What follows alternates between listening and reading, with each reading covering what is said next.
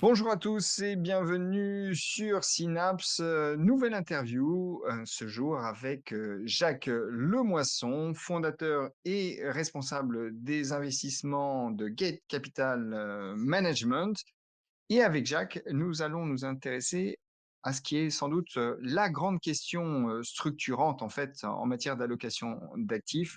Faut-il tout mettre sur les États-Unis puisque on a tout de même un retour au premier plan de la volonté de puissance, je ne dis pas de la puissance, mais de la volonté de puissance américaine, ou faut-il, au contraire, miser sur le rival qu'est la Chine? Alors, on va débattre de cette question avec Jacques, qui est un très fin connaisseur de la Chine. Donc, je pense que cette émission sera particulièrement intéressante pour tous ceux qui s'intéressent, qui se passionnent pour le sujet. Mais avant de retrouver Jacques, rappel rituel pour nous soutenir, car nous sommes une chaîne indépendante, eh bien, il faut vous abonner, tout simplement, partager les émissions, ça aide à nous faire connaître, les commenter, on lit vos commentaires, voilà, et on essaie d'y répondre le plus souvent, et mettre un pouce vers le haut, évidemment, si vous appréciez nos contenus, ce qui est très important également pour le référencement. Allez, on retrouve tout de suite Jacques.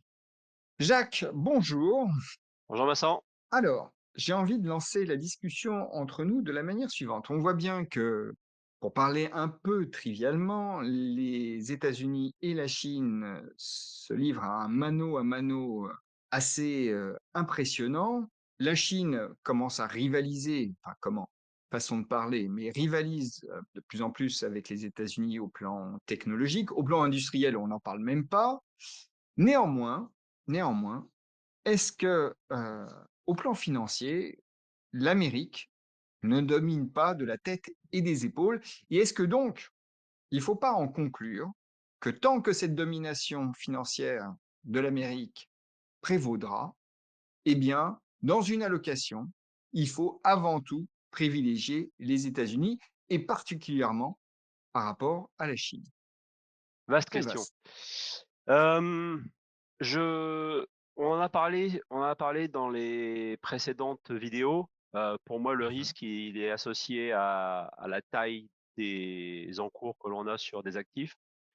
Donc à un moment, quand on a plus de 50 d'actifs, par exemple, sur la zone a États-Unis, il est important de connaître les risques et qu'est-ce qu'on a entre les mains et que, on a l'impression que tout est immuable jusqu'au jour où ça ne l'est plus et quand ça l'est plus, généralement, c'est relativement saignant. Donc de là, ne plus avoir d'actifs américains, c'est une hérésie, très clairement. Tout est fait, et on l'a vu encore, les particuliers, n'ont jamais eu autant aux États-Unis de poids sur les marchés américains. Donc, qui dit baisse des indices, dit impact littéralement sur, les particuliers américains et donc les votants. Et c'est un contexte relativement, compliqué parce que Trump n'a que quelques sièges d'avance, dans les 2 chambres et on a les élections de mi-mandat qui arrivent dans quelques mois.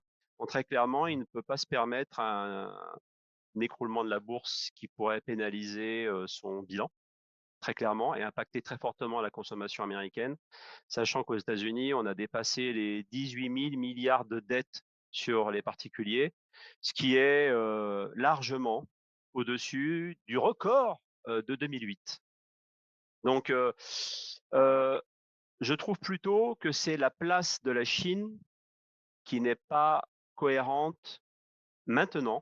Je dis pas qu'elle ne l'était pas il y a quelques années, mais qui n'est pas cohérente par rapport à ce qu'elle est réellement dans l'économie, ou dans certaines technologies, Très notamment, bien, tout ce donc qui est énergie verte et AI et robotique.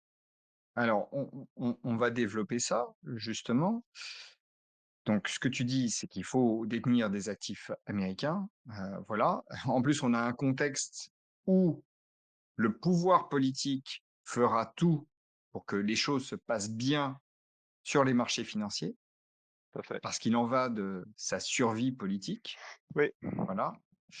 Donc, ça, c'est un facteur évidemment à prendre en considération et tu dis que, en fait, c'est pas tant la place des États-Unis qui doit être remise en question que, une révision, enfin, ce qu'il faut, c'est faire procéder à une révision de la place qu'on accorde à la Chine. Mais je reviens tout de même à ma question initiale. Est-ce que la Chine n'est pas un nain financièrement par rapport aux États-Unis? Est-ce que, du coup, ça ne milite pas tout de même pour une place secondaire? Ça dépend des métriques, c'est toujours pareil, ça dépend comment on regarde par quel bout on regarde le problème. Si on regarde, en PIB, je donne un ordre de grandeur. La dette que j'ai mentionnée tout à l'heure, des ménages américains de 18 trillions, c'est un peu en dessous du PIB de la Chine. Après derrière, les Américains en termes de PIB par capita, donc par Oui. personne, corrigé du pouvoir d'achat, on est à peu près, allez 3 fois et demi au-dessus de la Chine. Donc oui, très clairement, la Chine n'a pas la taille, on va dire, des États-Unis par habitant. Mmh. Maintenant, le le PIB chinois, enfin la croissance chinoise, c'est 20 de la croissance mondiale, hein. Donc et à côté, on a entre 3 et 6 d'allocation d'actifs sur un monstre qui paye 20 du monde, on va dire. Donc et en plus, ayant le deuxième marché obligataire le plus liquide au monde et maintenant le deuxième marché action le plus liquide au monde. Donc bon, sur ces métriques-là, oui, la Chine est derrière. En termes de PIB, oui, elle peut commencer parce qu'ils ont 1,5 milliard de personnes et les États-Unis ont 350, 60 millions de personnes. Donc bien sûr, c'est pas la même chose. Maintenant, ramené par habitant, les États-Unis sont encore largement devant, ce qui nous rend très optimistes sur la Chine, surtout avec les commentaires qu'on a vus sur la conclusion du plénum qui s'est fini aujourd'hui, Mmh. qui me rend encore plus confiant sur la Chine et qui me rend encore plus triste de voir le faible allocation qu'il y a sur la Chine par les allocataires, très clairement. Mmh. Hem, donc par contre, sur d'autres métriques, la Chine est déjà devant les États-Unis. Alors justement, Voilà, puisque et de loin, souvent de très loin. on aborde l'investissement tout de même, quand on essaie d'être un peu rationnel. Ça ne veut pas dire que les marchés le soient toujours, hein, et on le sait bien, mais on a besoin d'une boussole et on cherche à jouer des tendances de long terme. Bon, le développement de la Chine avait été, l'une des grandes tendances. Ça n'avait pas forcément été le plus payant au plan boursier, hein, Voilà, non, non, heu, parce que le développement s'accompagnait pas forcément d'une explosion des profits des entreprises, chinoises, en tout cas, tout à fait. de beaucoup d'entre elles. Donc ça avait été un point, assez, négatif. Le marché chinois a connu aussi, en raison de la crise immobilière, un krach, majeur, donc Oui, qu'il ait rebondi semble un peu normal. Maintenant, voilà, si on se dit en effet que la Chine est mais c'est même plus une puissance montante, c'est une des grandes puissances mondiales, c'est la deuxième grande puissance mondiale et qu'elle est peut-être en place de supplanter les États-Unis au plan technologique. En tout cas, c'est un peu l'idée que j'ai moi quand je regarde les choses et d'ailleurs j'aimerais avoir ton point de vue là-dessus. bien sûr. Qu'est-ce qu'il faut voilà, qu'est-ce qui motive aujourd'hui, finalement, une exposition à la Chine? Sachant qu'elle reste tout de même enlisée dans un certain nombre de problèmes. La crise immobilière n'est pas complètement Tout à fait. purgée. On voit qu'il y a tout de même un problème de, de on va dire en tout cas, il y a des pressions déflationnistes en Chine. On Mmh, voit que la consommation est tout de même, un peu en berne, mmh, enfin un peu, c'est un euphémisme, c'est pas ce que ça a été, et finalement il a été très difficile, enfin il est très difficile pour les autorités chinoises de faire repartir tout ça.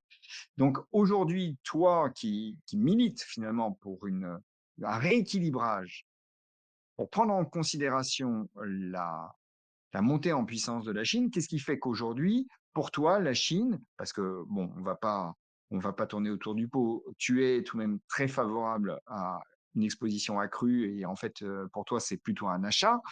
Qu'est-ce qui fait qu'aujourd'hui, tu dis, bah, c'est un achat structurel de long terme? ben, nous avons lancé il y a 4 ans, deux thématiques, une sur la décarbonisation en Chine et l'un sur l'AI et la robotique en Chine, il y a 4 ans, hein, donc DeepSeek, c'est seulement en 2025 et en ayant le point de vue que, ces axes-là étaient déjà en filigrane, pas forcément très portés, mais en filigrane quand même, dans les plans quinquennaux précédents.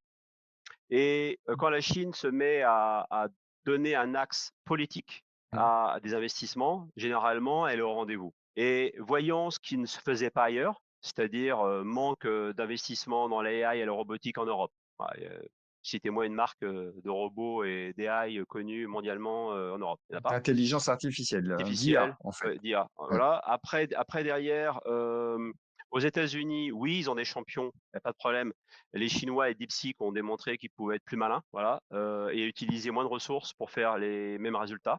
On a également aux États-Unis, c'est vrai, ils ont un tissu, économique, un écosystème qui permet de développer des startups relativement vite. Donc c'est ça qui fait qu'il y a beaucoup de cerveaux qui ont fui l'Europe et même la Chine d'ailleurs à une époque pour aller aux États-Unis. Là maintenant, on a le mouvement inverse. Depuis 2021-2022, des cerveaux chinois ont quitté les grands groupes occidentaux pour aller dans des universités chinoises, où là, l'État leur a donné des laboratoires et des moyens qu'ils ne pouvaient plus trouver en Occident. Et c'est des personnes importantes, hein. Il y a l'un des pères des microprocesseurs chez Intel qui est parti en Chine, qui était chinois, qui est retourné dans son pays. Lin Nan, qui était l'une des anciennes responsables de la lithographie chez ASML, est partie en 2021 dans un laboratoire d'une université. Elle a écrit un papier récemment où la technologie en Chine a atteint les niveaux de celle la plus développée chez ASML. Donc Mmh. définitivement, le nombre de papiers aussi, parce qu'il y a aussi problème d'éducation. Mmh. Je passerai sur la dégringolade des universités françaises dans le ranking Mmh. PISA, mais, mais, Mmh. mais très clairement, aux États-Unis, c'est pas forcément mieux non plus. Ils en fournissent pas assez, pas forcément bien formés dans certaines technologies. Donc, Mmh. et le nombre de papiers académiques qui sortent sur l'IA est 3 4 fois supérieur en Chine que dans le reste du monde. Bon, ça, c'est déjà le côté, on va dire, intellectuel. Après, l'IA ne marche pas sans électricité. Et vous devez avoir je dirais, un Réseau. réseau et une production qui soit suffisamment pléthorique et stable. Et je vous donne un ordre d'idée. La Chine produit un nombre de térawattheures, le chiffre est pas important, d'accord? Mais un nombre de térawattheures, la Chine, supérieur à celui des États-Unis, plus l'Europe, plus l'Inde. Voilà. Donc, à un moment, lorsque l'on voit les problèmes climatiques, lorsqu'on voit les problèmes de sociaux aussi, aux États-Unis, il y a le mouvement NIMBY, NIMBY, c'est Not in My Backyard. Donc c'est un mouvement social qui s'élève contre toute implantation dans la ville de fermes de serveurs ou de petits réacteurs nucléaires pour les alimenter. Donc on voit clairement qu'il y a des mouvements sociaux en Occident, notamment aux États-Unis, qui limiteraient, on va dire ça. L'enveloppe globale de l'infrastructure américaine est pas du tout à la page, du tout. Donc, et il faut du temps. Il faut du temps. J'ai une question d'un investisseur ce matin. Le CEO de Nvidia a eu en quelques jours un comportement assez, on va dire, politiquement très malin, mais un peu schizophrène. Et notamment, ça fait le rapport avec la Chine. Donc, c'est pile poil dans notre vidéo. Il était à Phoenix pour l'inauguration de l'usine TSMC. D'accord. On est en 2025. TSMC, on rappelle que c'est le plus gros fondeur de semi-conducteurs au monde. C'est un groupe taïwanais Tout à fait. et en fait, l'administration américaine a tout fait pour que TSMC délocalise une partie de sa production parce que c'est une production stratégique, évidemment, on comprend bien. TSMC, c'est 90 hein, en gros, Oui, des semi-conducteurs, mondiaux, hein, tout à fait. si je ne m'abuse. Donc il souhaitait que TSMC réimplante une partie de sa production aux États-Unis parce que, évidemment, on sait que la Chine souhaite, récupérer, Taïwan, hein, ça. Et donc, une des clés évidemment, c'est, d'un possible affrontement, c'est qu'adviendra-t-il de l'industrie des semi-conducteurs? Donc on peut d'ailleurs imaginer que le jour où les États-Unis ont suffisamment de capacité de production, Taïwan tombera parce que ça sera plus un sujet pour, les Américains.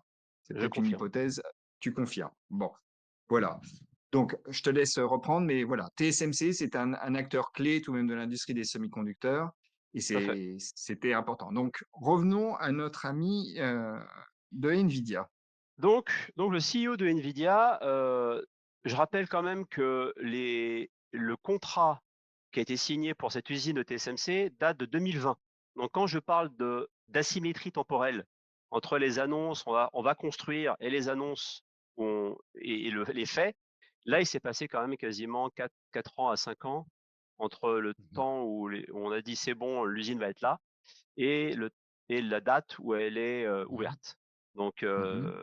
ça hélas, on a des algorithmes dans le marché qui réagissent au millième de seconde, mais Ouais. bon, on est dans un environnement où, hélas, ils sont présents, donc il faut prendre ça en compte. Mais donc, le patron de Nvidia dit, heu: «Merci à la politique de Trump, ça permet de ramener les industries, localement et on va pouvoir faire les nouvelles puces de Nvidia enfin aux États-Unis et c'est une première» et cetera, bravo et merci. Et après derrière, il y a eu un événement chez Citadel Securities qui a été organisé et là, il a un discours qui a adressé l'autre pan de la politique de Trump, c'est-à-dire les bans. Bon et là, il a Les clairement bans, dit c'est alors ça, c'est un anglicisme, tu veux dire les interdictions? interdiction, exactement. Et là, il a eu un discours en disant: «Bah, voilà, les parts de marché d'NVIDIA sont tombées de 95 à 0. Donc quel En président Chine. peut satis en Chine, quel président peut satisfaire de ça? Que maintenant des sociétés comme Huawei et Cambricon prennent la place et d'ailleurs le chiffre d'affaires de Cambricon, depuis le mois d'août, a augmenté de 4 300. Alors, Alors il était Cambricon, bas, il faut préciser parce que Huawei, bon, tout le hein. monde, enfin presque tout le monde connaît, mais Cambricon, c'est un nom plus confidentiel pour le public, chez nous. C'est Donc un concurrent de Nvidia, pour, schématiser. On va chinois. schématiser. Chinois, société chinoise.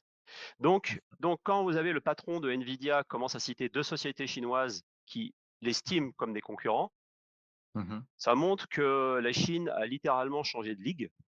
Très clairement, qu'ils ont une approche qui est différente. C'est que les Américains, dans la technologie, il y a 2 composants. Il y a le composant hardware, donc ce qui est physique, et la composante software, qui est la composante logicielle. Les Mmh. Américains sont exceptionnels en hardware, il y a pas de problème.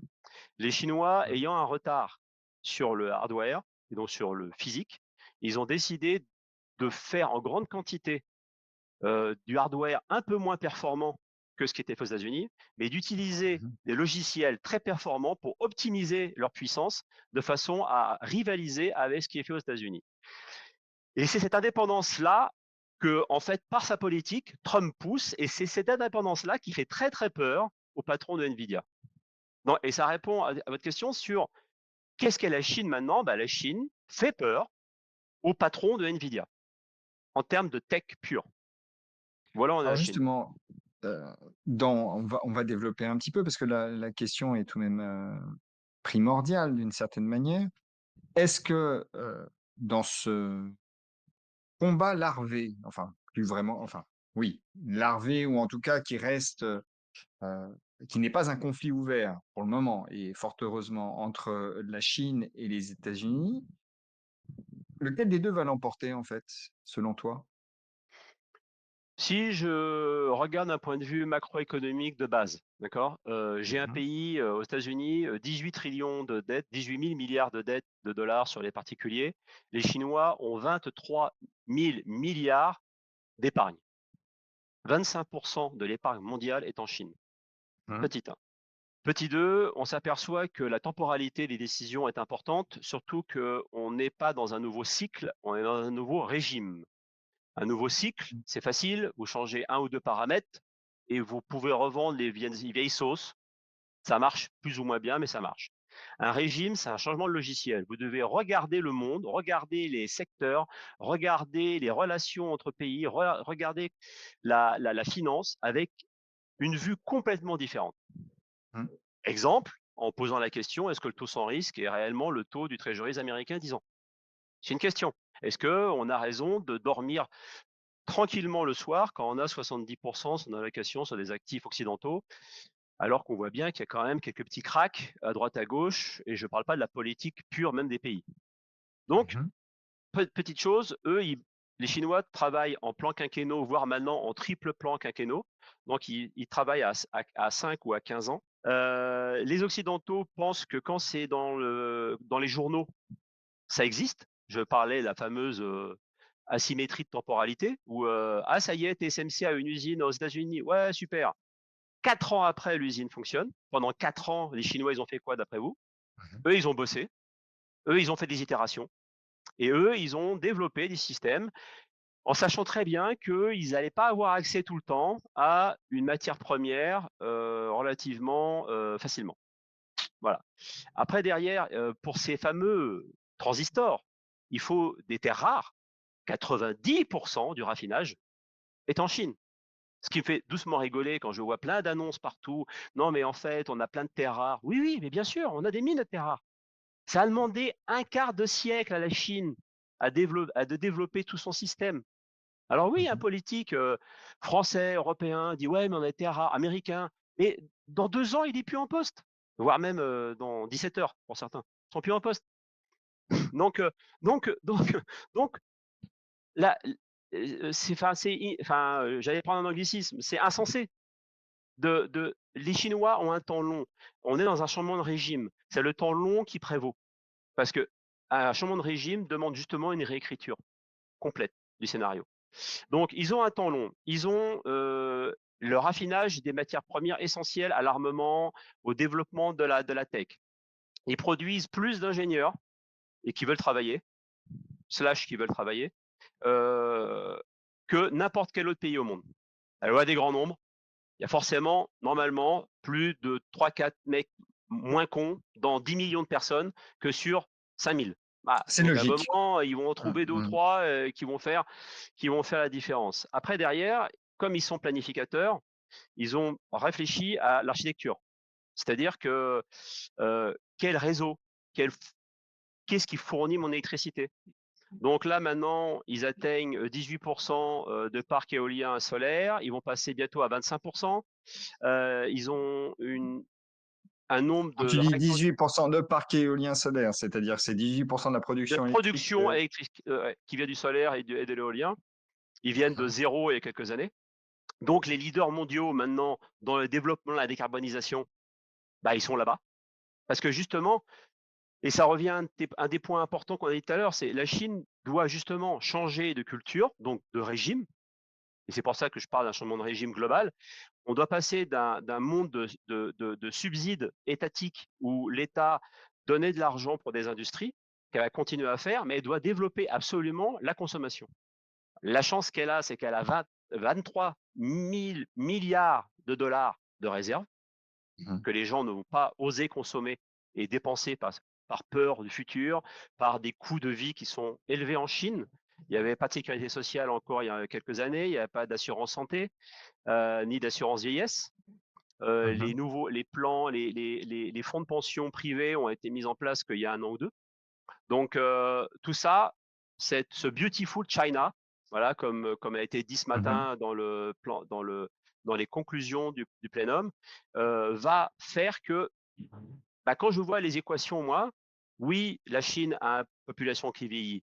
Oui, la Chine, a un chômage, élevé des jeunes, qui est un Mmh. problème.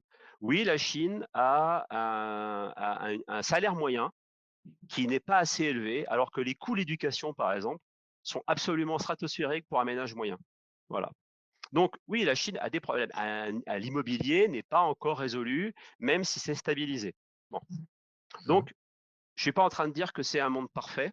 Simplement, c'est quand je vois des métriques macro où les gens ont un des taux d'épargne qui est gigantesque, où il y a une volonté étatique à 5, 10, 15 ans de mettre en place des processus qui vont aider à la consommation, je suis tenté plutôt à les croire, alors que j'ai des pays en Europe qui consomment pas quoi qu'on fasse.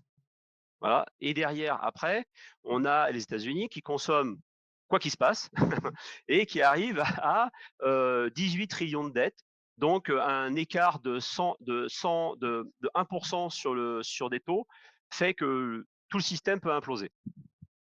Donc, euh, je pense que de ne pas considérer la Chine alors qu'on a des fondamentaux qui sont présents, qu'on a une volonté politique et qui a été dit ce matin. Donc ce matin, je ne vais pas faire l'énumération, mais il y a des points importants. Alors Voilà, Je oui, non, il faut que tu reviennes sur ces points. Alors je rappelle, hein, puisque là on va diffuser pardon, l'émission, bien après, l'enregistrement, que là on l'a tournée le 23 octobre. Voilà, tout à donc fait. au moins, tout le monde sache et donc là, je te laisse, reprendre la main et nous parler en effet des conclusions du plénum. Alors à conclusion de Plénum, je vais pas tous les lire parce que on n'est pas là pour ça, mais je vais en extraire quelques-unes qui me paraissent faîtières. La première, en termes de géopolitique, Alors il plénum consi chinois, hein, Plénum je chinois, tout à précise. fait. Mmh. Plénum chinois, qui est en fait le rendez-vous qui met le cadre politique, de ce qui va être chiffré et mis en place lors d'un autre événement qui s'appelle le Two Sessions, les 2 sessions, qui regroupe Mmh. tous les parlements, chinois en début d'année 2026. Donc le Mmh. plénum ce matin a dit 3 choses pour moi importantes, s'il faut en retenir 3. La première, c'est qu'ils veulent une réunification pacifique avec Taïwan. Mmh. Petit 2, il y a une claire, volonté d'avoir une économie qui va être dirigée par la consommation Mmh. et par l'investissement intelligent et la production de haute qualité. Mmh. Et le 3e point, c'est d'avoir une autosuffisance technologique. Voilà. Donc, nous, quand on a vu ça, évidemment, quand on a des thématiques sur l'AI robotics en Chine, sur l'intelligence artificielle et la robotique en Chine et la décarbonisation en Chine, sachant que dans l'investissement intelligent, l'investissement dans tout ce qui est énergie verte et décarbonisation est l'un des points inscrits dans le plénum. Donc, nous, on sait que nos 2 thématiques vont être entièrement encadrées par l'État et par la volonté, étatique. Maintenant, ce qui est important, c'est qu'il a donné une dernière métrique qui était importante, c'est qu'il veut que d'ici 2035, le PIB par habitant de la Chine rejoigne celui d'un pays moyen développé. Voilà. Donc ce qui est relativement important parce que ça veut dire, on va dire presque un doublement. Mmh. Voire un peu plus. Donc ce qui veut dire qu'on devrait avoir un PIB, en minimum de 5, voire 7 par an d'ici 2035. Le pays a tout ce qu'il faut. Ratio dette sur PIB, peut être augmenté, donc le levier, fiscal et monétaire peut être là. Il a été utilisé un tout petit peu, mais peut être vraiment très utilisé. Il n'y a pas eu de bazooka, en tant que tel encore en Chine. Très clairement, si la Chine arrive à redonner une confiance, importante à la population, très clairement, une partie de l'épargne peut être déployée dans l'économie ou la bourse, sachant que pour un particulier chinois, il reste très peu, de vecteurs d'enrichissement. Avant, il y avait l'immobilier, ça c'est fini et maintenant les Chinois commencent à faire leur deuil à ce sujet-là. Acheter un appartement pour y vivre, une maison pour y vivre, très bien. D'acheter 10 appartements en espérant être riche avec ça, c'est fini. Petit 2, il y avait les obligations. Mais depuis quelques mois, les rabais fiscaux sur les intérêts des obligations, qui étaient octroyés aux acheteurs, ont été arrêtés. Donc il n'y a plus d'attrait fiscal en Chine, pour acheter des obligations. Et maintenant, ben, les actions. Alors les actions, justement et c'est pour ça que pour nous, le point bas a commencé en septembre l'année dernière. C'est Mmh. que, enfin, a été marqué, pardon, a pas commencé, a été marqué en septembre 2024.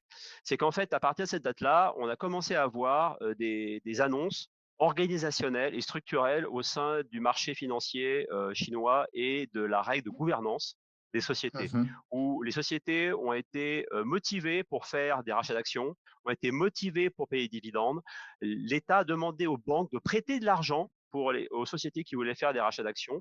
C'est bien que vous commencez à avoir des actions qui ont des rendements sur dividendes qui sont assez importants et qui donnent justement je dirais un nouveau terrain de jeu pour les acheteurs particuliers. Et en plus de ça, les fonds de pension privés ont été développés et les fonds d'assurance ont été développés avec une incitation étatique pour acheter principalement des actions. Donc tout ça serait très favorable aux marchés actions chinois. On a bien entendu tous tes arguments en faveur, de la Chine. Néanmoins, il demeure une question, et une question essentielle que posent bien souvent des investisseurs réticents à placer des capitaux, dans l'ex-empire du milieu. Et cette question est la suivante, c'est: est-ce que réellement la Chine est investissable compte tenu de la nature autoritaire de son régime? C'est une question qu'on entend fréquemment. Je l'entends de moins en moins plus les marchés montent, pour être honnête, et j'ai entendu qu'une Mmh. seule fois, en fait. Et après derrière la question que j'ai moi en réponse, c'est que évidemment oui, c'est pas une démocratie, petit 1.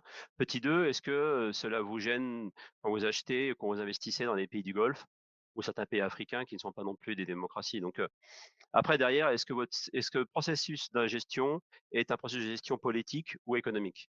S'il est politique, je peux comprendre. S'il est économique, la question, n'est pas d'actualité, sachant que la Chine est membre de l'OMC. Donc oui, c'est pas une démocratie, mais enfin bon, c'est le pays n'est pas au banc de la Communauté internationale. des nationales. Voilà. La question vraiment pour moi qui est importante et qui peut en effet, poser un Mmh. problème, c'est quid du contrôle des capitaux? C'est un régime autoritaire, donc il peut en effet, du jour au lendemain, éventuellement bloquer les capitaux. Et là, ce qui me plaît beaucoup comme question, et je suis déçu que vous ne l'ayez pas posée, parce que cette question-là m'a dit: «Mais oui, mais et Trump?» C'est-à-dire la société qui gère les adresses IP dans le monde dépend des États-Unis. On l'a vu avec le petit problème de AWS, le système de cloud d'Amazon. 95 du cloud dans le monde occidental dépend de 3 sociétés qui sont toutes les 3 américaines. Mmh. Et je rappelle le Cloud Act américain. Le Cloud Act américain permet à n'importe quel moment à l'administration américaine de siphonner toutes les données qu'elle souhaite pour des raisons sur le cloud de n'importe qui, de n'importe quelle société, si elle estime que son intégrité, je dirais, en tant que nation, est en danger. D'accord. Donc, moi, j'aime bien le monde, c'est pas les méchants chinois et les gentils américains. J'aime bien les rapports de force et de regarder ce qui se passe. En plus, en tant qu'Européens, on est un peu, bah, nulle part, hein, c'est clair, c'est clair. Oui. Donc moi, la vraie question, c'est OK, si la Chine, et là, la Chine, pour l'instant, ne peut pas vivre et ne veut pas vivre en ce moment, sans avoir une ouverture, et d'ailleurs, ça a été dit dans le plénum, d'ailleurs, c'est un très bon point que vous soulevez. Dans le plénum, il était dit qu'ils veulent un développement des investissements bilatéraux. La Chine est en train d'ouvrir. On n'a Mmh. pas besoin de visa pour aller en vacances en Chine, hein. Pas pareil aux États-Unis, hein. Et Je cetera, confirme. et Mmh cetera, et mh. cetera, et cetera. Donc maintenant après, Mmh. voilà, la réponse pour moi est toujours la même chose. C'est si l'investissement est politique, bah, vous le dites, et dans ce cas-là, en effet. Si l'investissement est économique, là, on peut en parler parce qu'en effet, et même en termes de politique, ce que je viens de dire, heu, montre Oui, que oui. l'interventionnisme étatique n'est pas seulement lié à l'autoritarisme du régime. D'ailleurs, Voilà, bon, ça nous emmènerait sur de vastes questions, ce qu'est la c'est démocratie, ce pas le qu'elle est sujet. devenue. Voilà, hein, et en tant que journaliste, je peux dire que c'est pas toujours la fête non plus. Voilà, bah, je m'étendrai pas sur la question. Bon, on va pas faire l'apologie d'un régime autoritaire pour autant, Voilà, non, hein, on sait que clairement pas. voilà. Mais, donc ce que tu dis, Jacques, hein, puisqu'on se tutoie, voilà, par Oui, réflexe, je sais plus moi. mais, donc ce que tu dis, c'est que, voilà, soit on a une approche politique qui est tout à fait respectable et dans ce cas-là, bah, on n'investit pas en Chine, mais il faut être Tout à fait. cohérent, il faut pas investir dans les pays du Golfe ou certains pays, africains ou d'autres, hein, voilà, D'autres? soit Voire on a plus une européens, approche. hein, parce que certains pays européens sont assez en Europe de l'Est, c'est assez borderline, hein. Oui, oui, oui, oui, oui, bon, tout à Pas fait moi qui et l'invente, puis, hein, c'est oui, oui, oui, oui, oui et puis sur le contrôle de l'information, c'est d'autres sujets aussi, on pourrait en parler et ça pose un certain nombre de questions. Bon, nous, on reste sur l'économie. En tout cas, tu dis que si on doit avoir une lecture économique des choses et une approche économique, en tout cas, la Chine te paraît, Incontournable Investissable, dans une investissable, investissable, voilà. investissable. Aujourd'hui, quels sont donc tu as parlé de la décarbonation, quels sont les thèmes qui sont relativement facilement investissables aujourd'hui en Chine et qui te semblent plutôt porteurs? Alors très clairement, alors là, je fais pas l'apologie de ce qu'on fait, mais concrètement, c'est compliqué d'investir facilement en Chine, si on n'est pas un professionnel. Déjà, c'est pour ça que nous, on a créé des thématiques, qui sont dédiées sur le futur. Donc quelles sont les thématiques où les sociétés chinoises seront leaders mondiaux de demain? Mmh. Voilà, et pour nous, il y a 2 thématiques principales, la décarbonation, très clairement, l'intelligence artificielle et la robotique. Voilà, et ces 2 thématiques-là sont importantes. Après derrière, il y a que 2 fonds au monde sur la décarbonisation en Chine, dont le nôtre, et on est les seuls au monde à avoir une thématique sur l'intelligence artificielle et la robotique en Chine, gérée activement. Donc voilà, donc maintenant après, c'est bien pour nous, voilà. Mais très clairement, c'est compliqué d'investir de manière thématique facile. Après derrière, il y a les ETF, comme d'habitude, qui sont principalement américains. Certains sont très petits et Mmh. certains sont faits aussi par des organismes américains. Je ne m'étendrai pas sur la méthodologie. Donc voilà, mais on a quelques ETF aux États-Unis sur des thématiques chinoises. Hem, donc il y en a à avoir.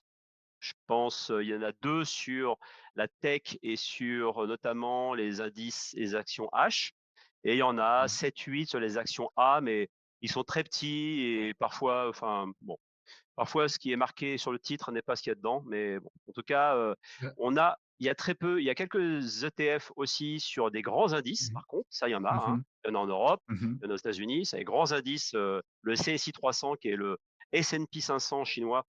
Très Mmh. clairement, il y a pas mal d'ETF. Il y a des ETF sur les indices hongkongais aussi. Donc, tout ce qui est investissement sur les grands indices, c'est possible. Indices thématiques, c'est plus compliqué, surtout si on veut des thématiques que nous considérons du futur. C'est-à-dire, vu ce que j'ai dit précédemment, c'est-à-dire l'intensité capitalistique, la formation, l'alignement entre, l'intérêt étatique, financement Mmh. étatique et l'électricité. Chose Mmh. bête. Heu, Donc, très clairement, justement, une question, après je reviendrai à la question de l'investissement parce que ça intéresse tout le monde tout de même de savoir comment on peut enfin, pour ceux qui sont intéressés évidemment par un investissement en Chine, en effet, ils se posent la difficulté, de l'accès à certaines thématiques. Tu dis privilégier en fait 2 thèmes. Bon, la décarbonation puisque la Chine est leader, dans ce domaine, et écrase tout le monde à plat de couture, ça ouais, c'est très clair. Tu dis que la robotique et l'IA sont les 2 thèmes liés d'ailleurs, toi, qui oui. vont, voir la suprématie chinoise. Donc pour toi, la messe est dite de ce côté-là, du côté de la robotique et même de l'intelligence artificielle, la Chine va l'emporter. Alors pour quelle raison? Bah, pour les raisons que j'ai évoquées tout à l'heure et qui Alors le sont réseau électrique, ça on a bien compris, ça ouais, tu as dit bête et que méchant, voilà, ils ont la mais ouais. bon, l'une des matières Mmh. premières du futur, c'est l'électricité, hein, donc et le Mmh stockage. mh. Bon, Mmh mh donc mh. pareil, les batteries, leader mondial, Mmh. Chine. Mmh. Le réseau électrique, il y a 40 Mmh. lignes à ultra haute tension en Chine, Mmh. 0 en Europe, 0 aux États-Unis, 1 au Brésil. Voilà l'état du monde. La Chine va devenir bientôt le premier producteur d'hydrogène vert, parce qu'ils accolent les usines d'hydrogène à côté des champs solaires et des champs éoliens. Le nouveau barrage qui va être construit heu, dans la région du Tibet va produire à lui tout seul un tiers des besoins futurs de l'IA et des serveurs liés à l'IA, à lui tout seul, les besoins du monde, un tiers, tout seul. Donc la magnitude, de développement, d'investissement, la capacité, il n'y a pas de coupure de courant en Chine. J'ai fait 4 500 kilomètres en Chine cet été, j'avais la 4G partout, la 5G partout, les trains étaient à l'heure, ça roule à 350 km/h, c'est propre, il n'y a pas de problème, les gares sont nickel, tout marche très bien. Bon, je fais un Genève-Paris, j'ai pas la réseau tout le temps, ça marche pas, c'est compliqué et je mets 3 heures pour faire Genève-Zurich, autant qu'en voiture à 120 km/h. Donc bon. Donc, l'infrastructure en Chine n'a rien à voir, la volonté politique n'a rien à voir, l'adoption n'a rien à voir. Il y a le mouvement Nimbai aux États-Unis, donc je veux pas ma ferme de serveurs dans mon quartier parce que ça pollue, et cetera. En Chine, il y a pas vraiment ce problème-là, on va dire.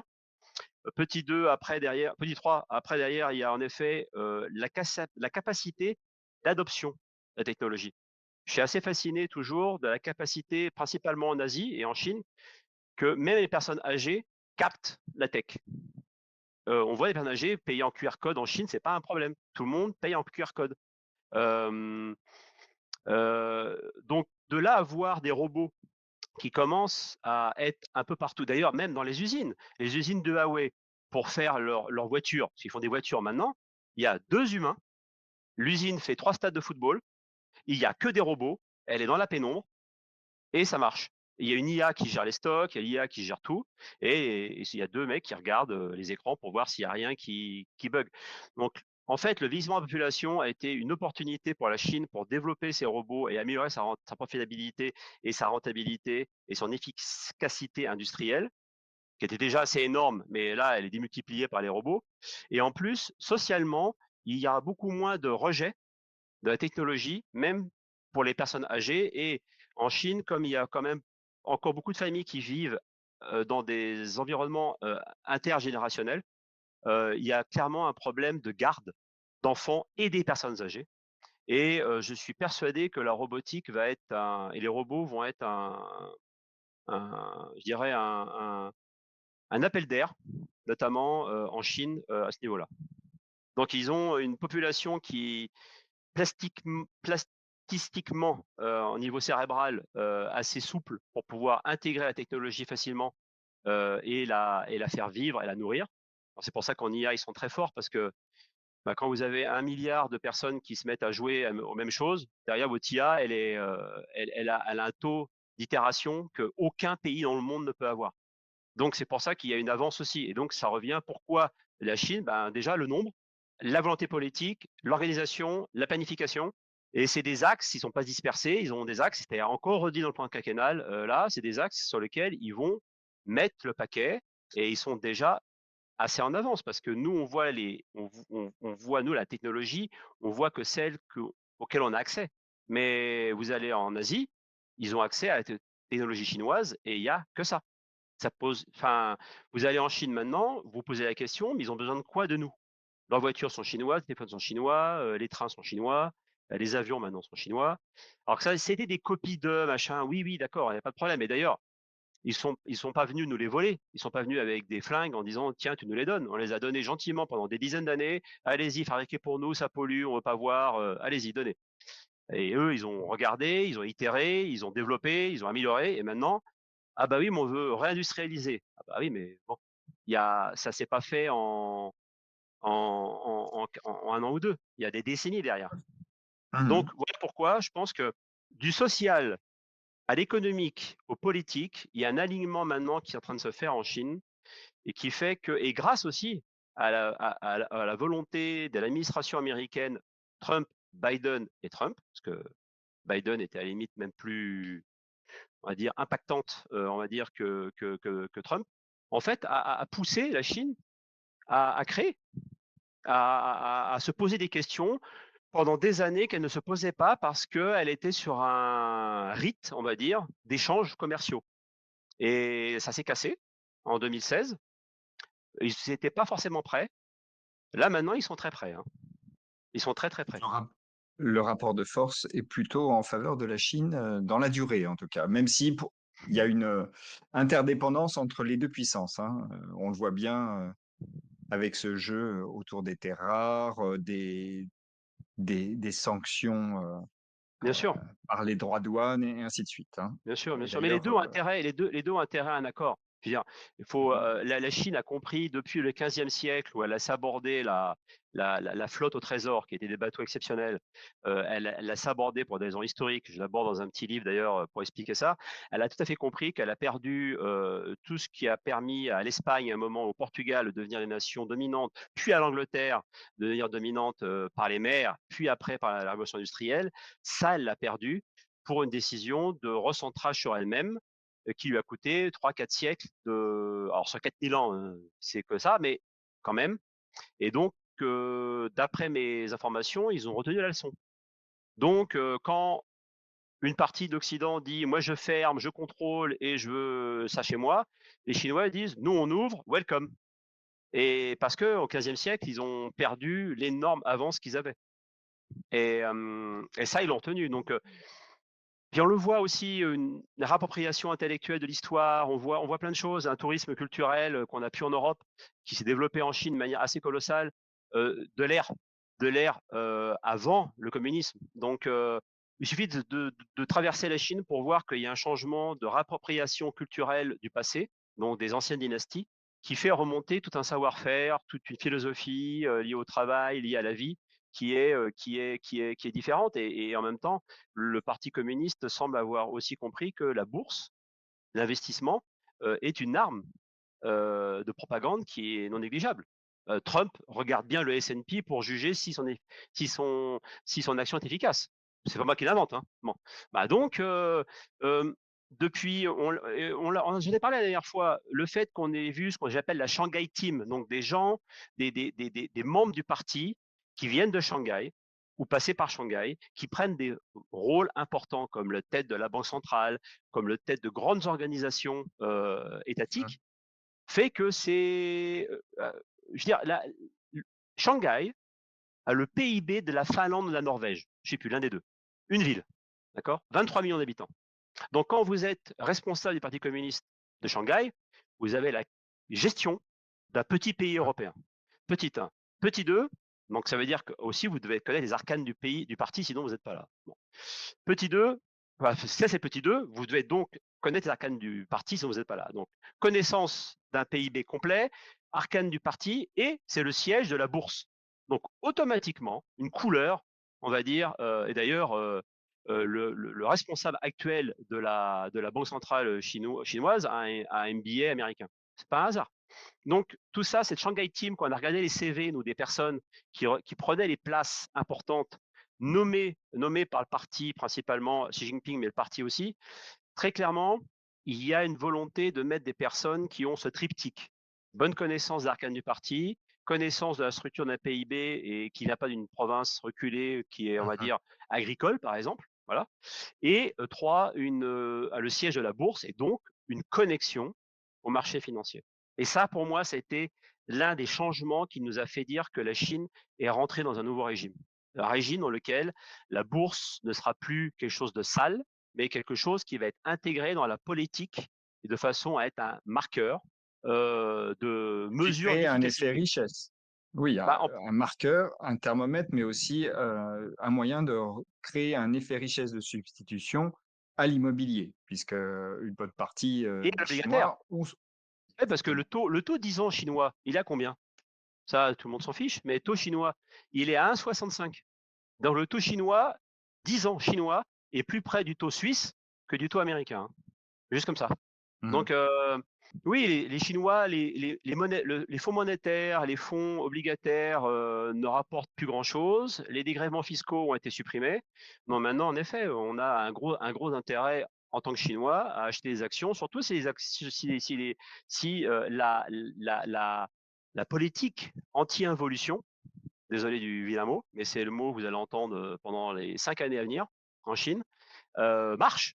Parce Alors, que la politique anti-involution, donc, tu peux en ouais, quelques phrases expliquer quelques ce phrases. concept en, Anti-involution, involution, c'est la concurrence féroce, sans règles, qui a régné en Chine, parce que on parle d'un pays, enfin, d'une dictature communisante, etc. Mais enfin, c'était là. Je défie n'importe quelle société européenne ou américaine de survivre plus d'un mois en Chine lorsque c'était l'involution qui régnait. C'était la guerre, toute société pouvait faire n'importe quel secteur, n'importe quoi, et c'était le plus résistant qui survivait. Donc, on a en ce moment en Chine, dans les futurs champions, des machines de guerre en termes de compétition parce qu'ils ont été lâchés dans la cage aux fauves pendant des décennies. Ça a provoqué quoi? Ça a provoqué la chute de la natalité, ça a provoqué la fuite des cerveaux de Chine vers l'Occident. et Mmh. ça a créé la spirale déflationniste parce que surproduction. Tout le monde pouvait faire n'importe quoi, n'importe comment. Xi Jinping a sifflé la fin de la récré l'année dernière et a mis en place l'anti-involution. On a commencé à voir les effets dans les véhicules électriques et les sociétés de transport de petits paquets et de livraison à domicile. Voilà. Mmh. Et en fait, cette règle d'anti-involution va cadrer les règles de compétition, ce qui va dire que c'est pour ça que c'est dans le plénum maintenant. La Chine ne peut plus compter sur une surproduction pour avoir un PIB. Elle est obligée de compter sur la consommation et d'une meilleure qualité dans la production. Et l'anti-involution va créer quoi? Va créer des géants, des concentrations au sein des secteurs, va réguler la compétition et donc améliorer les marges. Qui dit marge améliorée dit meilleur retour à l'investisseur, mais aussi hausse des salaires. Et je reviens au fameux point au départ dans les petits, pas les gros problèmes qu'avait la Chine, c'est de monter le salaire moyen. Parce que si Xi Jinping veut arriver à un PIB par habitant équivalent à un pays européen, on va dire, il faut une croissance entre, on va dire, allez, proche de 7% par an, à peu près, entre 5 et 7, on va dire, suivant les métriques qu'on prend. Et donc, ce qui veut dire qu'il va falloir que les Chinois crèvent un peu leur bas de laine pour dépenser. Et dans ce cas-là, il faut donner une condition pour qu'ils le fassent. Et donc, cette anti-involution, elle est clé parce que si elle réussit, de facto, ça va créer des champions qui vont être littéralement quasiment imbattables parce qu'ils viennent de la fosse au lion, Mmh. quoi qu'on en dise. Même s'ils ont eu des aides d'État, oui, ils ont eu des aides d'État, oui, bien sûr. Bien sûr, s'ils ont des d'État, mais tous en ont eu. C'est ça le problème, justement. Tous en ont eu. Donc, à un moment, et notamment les derniers qui arrivaient, qui essayaient de générer, en fait, d'avoir des parts de marché en perdant de l'argent sur une activité qui n'était pas leur activité core. Vous pouviez une pharmaceutique et dire ah bah je vais créer des voitures électriques, pas de problème. Je gagne de l'argent sur la pharma, je perds de l'argent sur l'automobile, c'est pas grave, je vais devenir un leader parce que c'est comme ça. C'est ça l'involution. Bon, l'anti-involution, c'est-à-dire maintenant, on fait plus n'importe quoi, on va cadrer les choses, il va y avoir des règles de concurrence, il va y avoir des règles aussi de prix et d'arrêter de casser les prix, de Mmh. payer aussi les fournisseurs en temps et en heure, et pas les Mmh. payer à un an, comme le faisait Mmh. BYD, par exemple. Donc tout ça, ça va être des règles, et c'est des règles qui sont, là, c'est pas du peut-être que, je vous soumets l'idée, ça serait bien de faire, vous le faites, sinon vous avez des problèmes. Donc ça, c'est important, voilà. Très bien.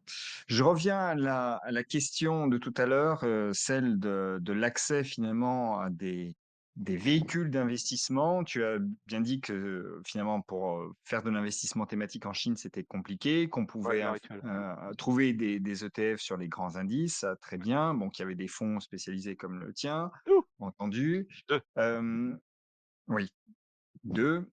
En tout cas sur les thématiques, là que tu développes. Question tout de même, on peut accéder à des actions chinoises encore sur les marchés américains et Mmh. aussi à Hong Kong. Ouais. Est-ce que sur les marchés américains, c'est pas un peu risqué vu le contexte? Voilà. Oui, Et oui, oui, je vois ce que oui, oui, oui, en plus, c'est pas des actions, hein. oui, alors il faut aussi le préciser, Ah, hein, tu veux que je ce précise? sont oui, Ouais, c'est pas, ça s'appelle les ADR. Non, c'est, mmh American Deposit Receipt, je crois, peut-être. des Et en ce fait, sont c'est des un swap, reflets, ouais, un reflet, oui. c'est un swap de performance. Donc, et généralement, swap de performance sur une société qui est aux Bermudes ou aux Caïmans, donc pas en Chine.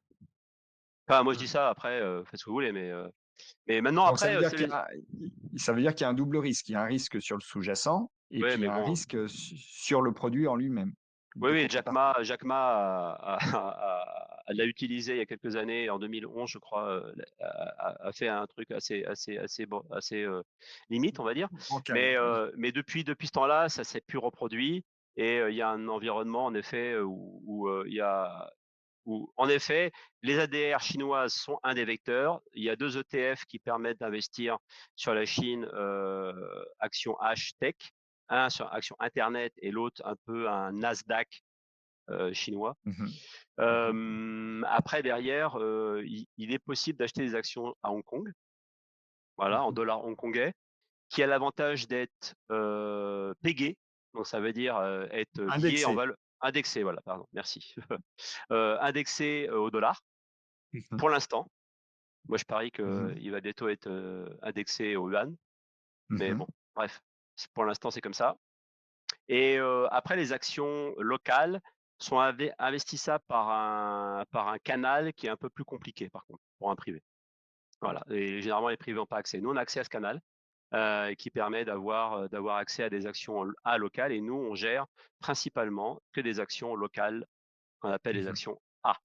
Très Voilà, bien. et Donc, mais pour l'instant, avec les actions H, un particulier peut très bien s'amuser, action H Hong Kong, peut très bien s'amuser très, très bien entre guillemets et investir sur, des sociétés, mais il n'aura pas la granularité qu'on a. C'est pour ça qu'en tant que professionnel, on a créé pour des professionnels aussi, des thématiques vraiment dédiées, et le but, c'est qu'ils ne les trouvent pas ailleurs. Sinon, vous achetez un mmh. ETF. Ta question était, légitime maintenant, hein. Est-ce qu'une gestion peut faire quelque chose de différent pour vous? Oui, non. Voilà, et après derrière, est-ce que vous avez un ETF qui fait la même chose? Oui, non. Très bien. C'est très clair. Bon, je vais essayer de synthétiser, tout ce que tu nous as dit. Jacques, alors il y a beaucoup de choses, hein, et je vais pas tout énumérer parce que vraiment c'était une interview riche. En tout cas, moi, j'ai trouvé que c'était un entretien très riche avec un éclairage, singulier et intéressant sur la question, chinoise. Bon, j'étais parti sur l'idée que les États-Unis, dominaient financièrement aujourd'hui encore et que finalement ça plaidait peut-être pour un maintien de la prédominance américaine au détriment de la Chine dans les allocations. Ce à quoi tu rétorques, bah, que oui, les États-Unis ont certes une place, indéniable, et méritée, dans les portefeuilles, parce que ça reste, la première puissance. Néan Et il y a encore, selon certains paramètres, un écart important, notamment le PIB par habitant entre la Chine et les États-Unis, il n'y a pas photo, hein, encore. Par contre, ce que tu soulignes, c'est que la Chine, dispose d'atouts, assez majuscules qui, la rendent tout de même, plus que compétitive face aux États-Unis. Alors, je vais pas développer tout, mais encore une fois, tu dis que, bah, voilà, un exemple, la Chine dispose d'un stock d'épargne important, là où les États-Unis ont une dette, étatique et privée, très, très significative. Bon, ça, c'est un élément parmi d'autres, mais encore une fois, un résumé, très très résumé là pour le coup, de tout ce que tu nous as dit. Ce que tu dis aussi, c'est que dans la guerre larvée, qui oppose Chine et États-Unis, tu vois la Chine, plutôt, bien s'en sortir, même si tu dis qu'aujourd'hui, aucun des 2 rivaux n'a intérêt finalement à ne pas trouver un accord avec l'autre. Donc, ça va s'apaiser. Néanmoins, la Chine a, la le nombre pour elle, la planification pour elle. Elle est déjà leader dans un certain nombre de secteurs où Tout elle à est fait. en passe de le devenir. Donc, Oui, elle est leader dans tout ce qui est industrie et solutions de décarbonation. Là, elle écrase tout le monde complètement. par sa puissance dans ce domaine. Tu as donné des chiffres qui sont absolument stupéfiants. Elle dispose aussi d'atouts majuscules dans les infrastructures, ce qui va lui permettre, selon toi, d'occuper, si ce n'est déjà fait, la première place, dans le domaine de l'IA et de la robotique, puisque tu dis qu'elle dispose de la matière première essentielle et qu'elle s'est dotée des moyens de son autonomie, c'est-à-dire d'un réseau électrique fiable, là où les États-Unis n'en ont pas, hein. Voilà. Exact. Donc ça, c'est très schématique. Tu Non, dis aussi, à propos de la question de la Chine est-elle investissable compte tenu de la nature de son régime politique? Bah, qu'il faut, là, il faut se poser la question, Mmh, soit on aborde l'investissement sous un prisme politique et dans ce cas-là, bah, c'est la réponse elle est binaire, hein, oui, voilà. Mais on est si d'accord. on a une approche économique, ben, la Chine est incontournable et tu rappelles que, il y a d'autres pays dans lesquels les investisseurs n'hésitent pas à placer leur argent, qui ne sont pas pour autant des démocraties. Tu ne minores pas les problèmes de la Chine, hein, parce que même si tu es convaincu, en fait, que c'est un investissement structurel, tu reconnais, qu'elle qu'elle souffre d'un certain nombre de problèmes graves, dont le vieillissement de sa population, dont tout à sa fait. crise immobilière. Néanmoins, il y a une direction, il y a une planification. Ça, c'est un mot, qui est revenu souvent dans ta bouche, hein. En fait, tu dis qu'ils ont une vision, assez longue du temps, alors que, bah, nos politiques, ont une vue plutôt à court terme et parfois réduite à quelques heures, puisque c'est la durée, de de leur Un fonction. gouvernement français, Voilà. mais moi je voilà, je veux pas de Non, non, politique mais aujourd'hui, bon, non, pas de non, on fait pas de politique. politique, on dresse juste un constat. Là, on dresse juste un constat. Bon, en tout cas, ça donne des atouts économiquement à la Chine. Donc là, on fait pas de politique, mais économiquement, ça lui confère des atouts indéniables. Donc pour toi, les 2 grands thèmes, je l'ai dit, c'est la robotique IA et la décarbonation. Pour investir, eh ben, c'est pas toujours simple, mais il existe quelques solutions tout de même. Donc, on a des ETF généralistes. Évidemment, on peut investir dans des fonds spécialisés, voilà, soit dans les actions chinoises généralement, ou alors si on veut des thématiques plus précises, eh bien, il faut s'adresser à des professionnels tels que toi. On peut, et ça tu l'as dit, investir aussi dans des actions chinoises cotées à Hong Kong. Il y a tout de même de quoi faire par là-bas. Voilà. Tout à fait, Par contre, il est absolument. beaucoup plus difficile d'investir directement dans les actions, chinoises, heu, qui sont cotées, en Chine En Chine, tout à continentale. fait. Ouais, dans 2 bourses, Shenzhen et Voilà, Shanghai. C'est les 2 bourses principales. voilà.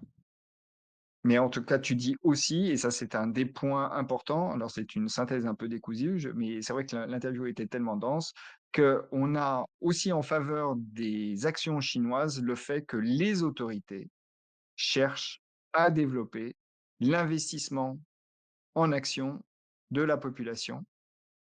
Investissement, qui est qui a pour vocation de créer un nouvel effet richesse, compte tenu, du fait que l'immobilier ne peut plus en créer aujourd'hui, puisqu'il Tout à fait. est toujours en crise et que, l'obligataire, chinois rapporte très peu.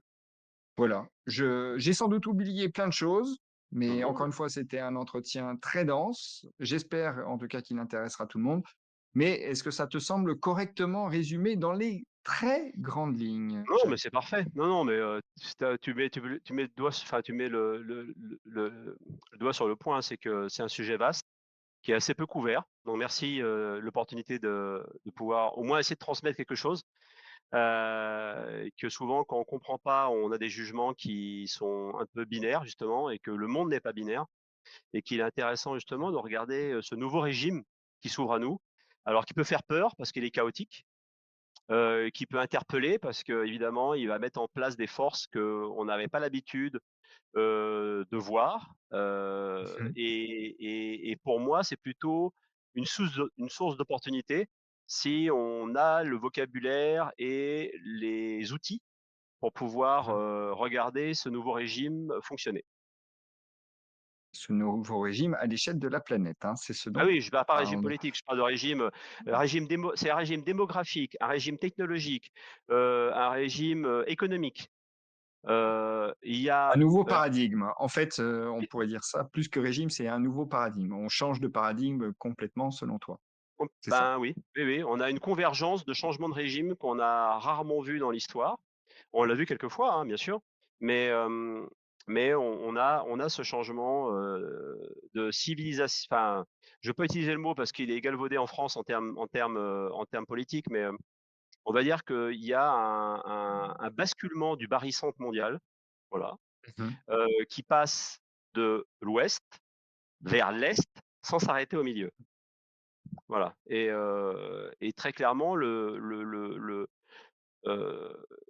le nombre de la population, au-delà de la Chine, les BRICS seront, donc les Brésil, Russie, Chine, Inde, Afrique du Sud, plus les BRICS plus maintenant, c'est-à-dire d'autres pays qui ont rejoint cet ensemble. Vous aurez bientôt 60 de la population mondiale là-bas, vous avez 60 de la création de richesse mondiale là-bas. De croire qu'on est unique, et omnipotent, me paraît, intellectuellement un peu limité. Voilà, Je te donc rejoins, c'est dans tout. cette conclusion, Jacques. Je crois que le temps du nombrilisme, est révolu. En tout cas, il serait bon que certains en prennent conscience. Bon, Ça j'espère que cette émission vous a intéressé. Je suppose qu'elle appellera beaucoup de commentaires. Encore une fois, ne vous énervez pas dans les commentaires, mais partagez vos opinions et vos analyses. Et elles peuvent être tout à fait à rebours de ce qui a été dit ici, mais argumentées, ça c'est le point principal. Et on aura plaisir à lire bien tous les sûr, commentaires, fussent-ils bien sûr, critiques, et on accepte la critique. Voilà, pas de merci problème. à vous de nous avoir suivis. Abonnez-vous, commentez les émissions, partagez-les et mettez un pouce vers le haut si vous les avez appréciées, si vous avez apprécié celle-ci particulièrement. Jacques, un grand merci. À très bientôt. Merci beaucoup Vincent, à bientôt. Merci, au revoir.